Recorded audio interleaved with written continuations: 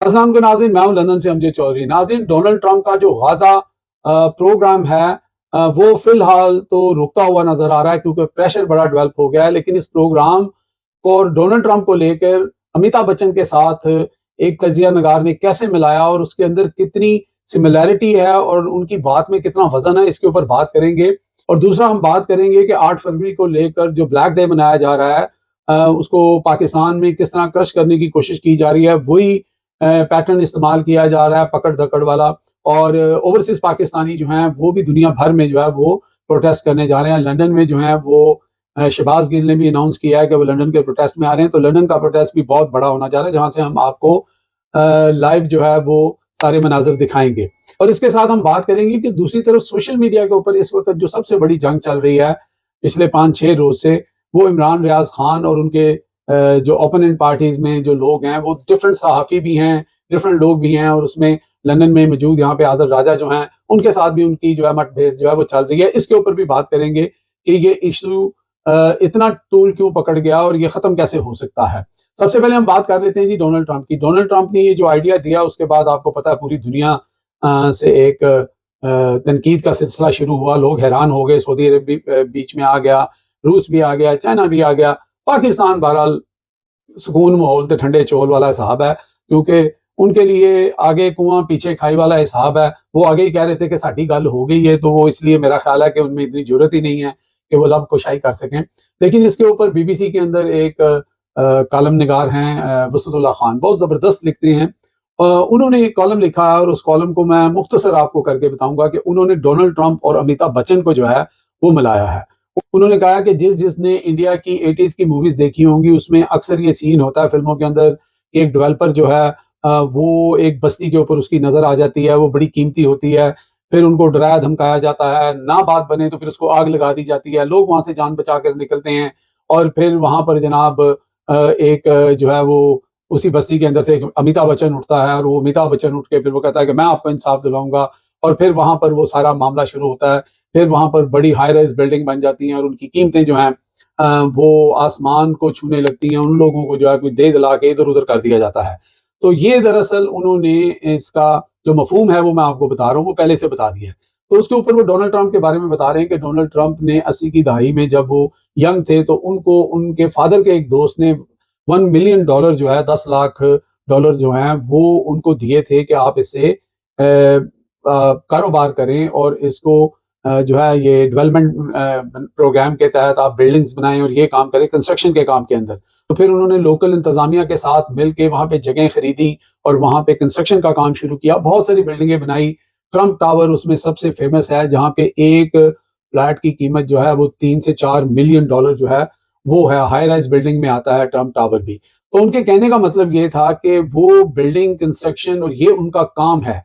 और उन्होंने मिसाल ये दी कि डोनाल्ड ट्रंप ने अचानक से ये चीज़ नहीं किया। डोनाल्ड ट्रंप की फैमिली, उनका दामाद, उनके बच्चे, वो भी इस बिज़नेस के अंदर हैं। और डोनाल्ड ट्रंप ने जब देखा कि वहाँ पर जो है उस बस्ती को आग लग गई है, वो बस्ती तबाह हो चुकी है या तबाह करवाई गई है, तो अब अमिताभ बच्चन बन के जो है वो डोनाल्ड ट्रंप जो है वो सामने आने की कोशिश कर रहे हैं, ताकि वो जो उन्होंने कहा कि वहाँ पर उसको दोबारा डेवलप किया जाएगा, तो फिर वहाँ पर वो पट्टी बड़ी कीमती है और बड़ी खूबसूरत पट्टी है। और वहाँ पर फिर एक जिसे कहते हैं सिलिकॉन वैली की तरह का एक बहुत बड़ा बैरिया टाउन आप उसको कह लें कि वो बनाकर, और फिर उसकी कीमत जो है वो आप अंदाज़ा कर सकते हैं।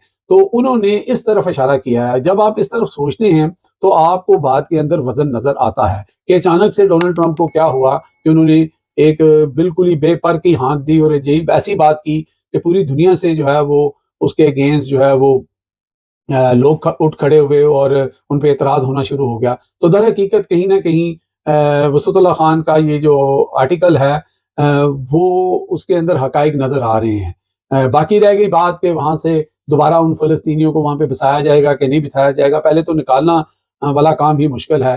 लेकिन डोनाल्ड ट्रंप के मुँह से अगर ये बात निकली है और आज अगर वो दब भी जाती है, तो कोई बड़ी बात नहीं कि कुछ अरसे बाद फिर जो है उसको किसी और कवर में लपेट कर सामने लाया जाए। तो ये एक बड़ा ज़बरदस्त आर्टिकल था, मैंने कहा ये आप तक पहुँचाएँ। अब हम आ जाते हैं जनाब के इस वक़्त जो एक सोशल मीडिया के ऊपर पिछले 5-6 रोज़ से बहुत ज़्यादा लड़ाई हो रही है 3-4 ग्रुप्स के अंदर इमरान रियाज़ को लेकर और इमरान रियाज भी ताबड़तोड़ हमले कर रहे हैं, दीगर लोगों के नाम लिए बगैर, किसी को चंदाखोर कह रहे हैं, किसी को जो है वो भौंकने वाले पिल्ले या पता नहीं क्या-क्या कह रहे हैं।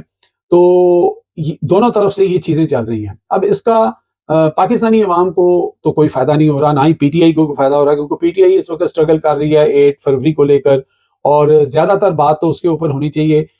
गो के इमरान रियाज़ अपने वीलॉग्स के अंदर उसका ज़िक्र करते भी हैं, लेकिन सोशल मीडिया के ऊपर उनका जो इस वक़्त बैटल ग्राउंड बना हुआ है, वो यही मौज़ू बना हुआ है। बीइंग ए जर्नलिस्ट, मैं ये समझता हूँ कि ये इश्यू नहीं होना चाहिए, और इसको जितनी जल्दी बंद कर दिया जाए उतना ही बेहतर है।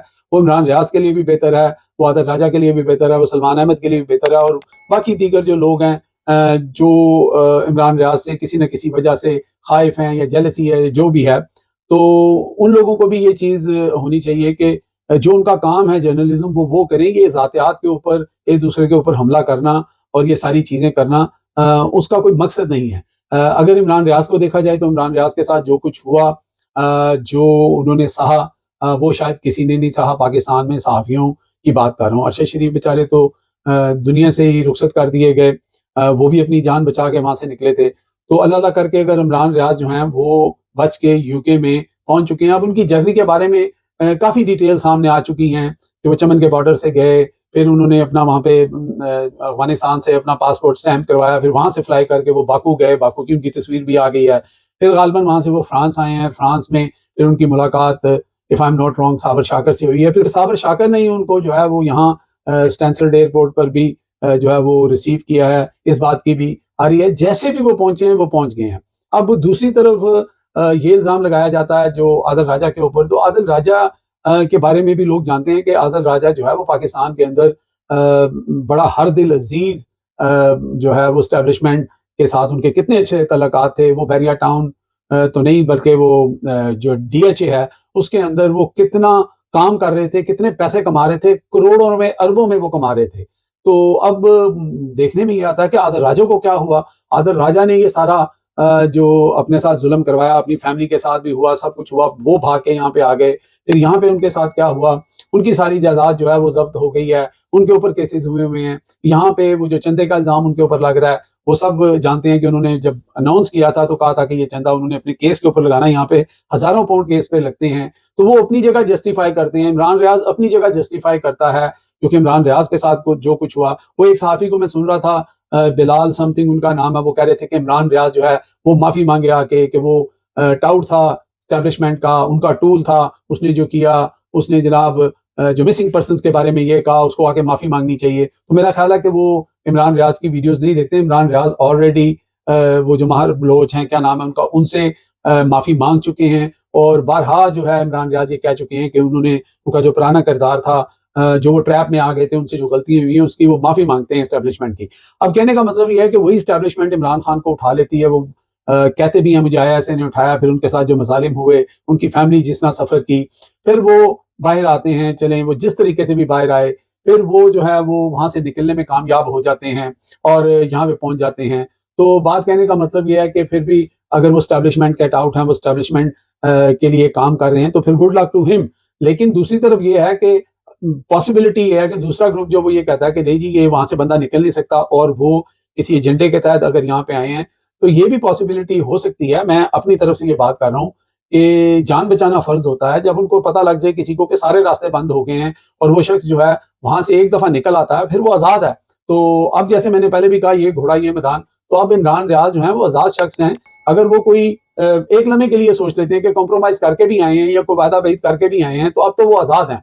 तो और वही एस्टेब्लिशमेंट जिन्होंने उनके साथ ये सब कुछ किया, फिर एक जंग जो है वो बयानिए की है कि जनाब जो आदिल राजा ग्रुप है वो फ़ौज के ऊपर बेजा तनकीद करता है और वो इंतशार की बात करता है, और इमरान रियाज़ जो कह रहे हैं कि वो चाहते हैं कि जनाब फ़ौज का जो सिस्टम है, फ़ौज की जो ताकत है वो कम होनी चाहिए। इमरान खान की भी यही सोच है।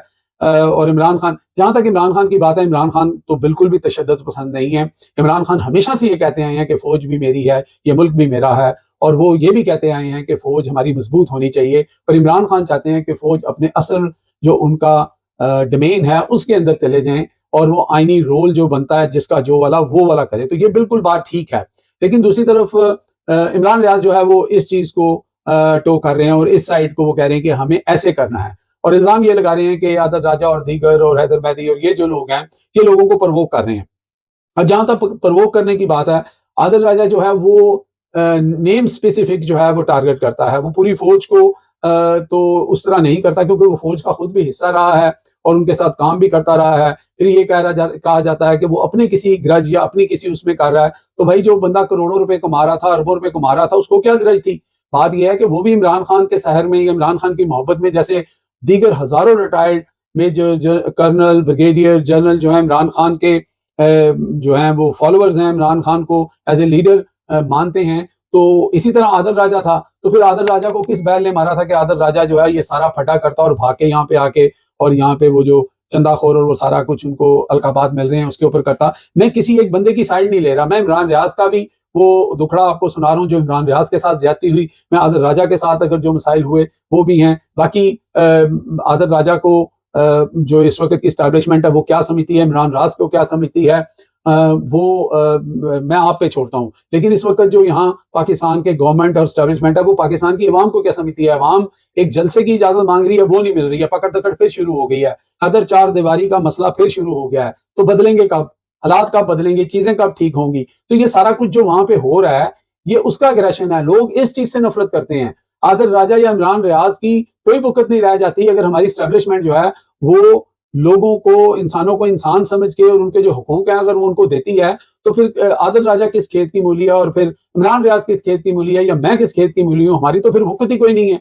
अगर आपके मुल्क के अंदर अमन शांति और असूल और कानून होगा तो फिर कोई भी एलिमेंट जो है वो लोगों को गुमराह नहीं कर सकेगा अगर कोई ये समझता है कि वो गुमराह कर रहे हैं। बात यह है कि लोगों के साथ दिन दिहाड़े डे लाइट रॉबरी हो रही है, यानी कि लोगों के जो उनके हकूक हैं वो सल्ब किए जा रहे हैं, जुल्म हो रहा है, ज्यादती हो रही है। हम एक ऐसी पौध को परवान चढ़ा रहे हैं जो इंतशार पसंद होगी, जिसको लड़ाई झगड़ा पकड़ धकड़, ठीक है, इसके अलावा उनके जेहन में कोई चीज नहीं होगी। और ऐसी कौम, ऐसी जो इमरान खान कहते थे कि हमारे पास यूथ है और 65% है, वो 65% यूथ जो है उनका माइंड करप्ट हो चुका है। वो सिर्फ और सिर्फ इस वक्त जो है एक ही चीज जानते हैं कि जनाब आपने जो है वो फलाने को बुरा कहना है, फलाना बुरा है, हमारे मुल्क में ये चीज ठीक नहीं है, हमारे मुल्क में ये ज्यादती है, पकड़ धकड़ है, मेरी माँ को मेरी बहन को अगर मैं एक लफ्ज कह दूंगा तो पीका के तहत मुझे उठा के ले जाएगा।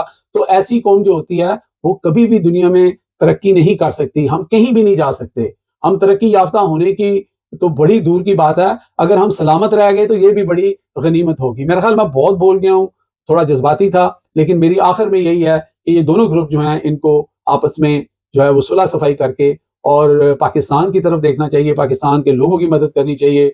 और जो इस्लाह का काम ये करना चाहते हैं वो अच्छे अल्फाज में अच्छी तनकीद के जरिए वो करते रहें, ताकि जो इमरान खान का विजन है, जो इनका विजन है, जो मेरा विजन है, जो हम सब का विजन है कि पाकिस्तान तभी तरक्की कर सकता है कि जब पाकिस्तान के अंदर रूल ऑफ लॉ होगा। अब तक के लिए इतने ही। देखते रहे मेरा channel hit by Amjad Chaudhary.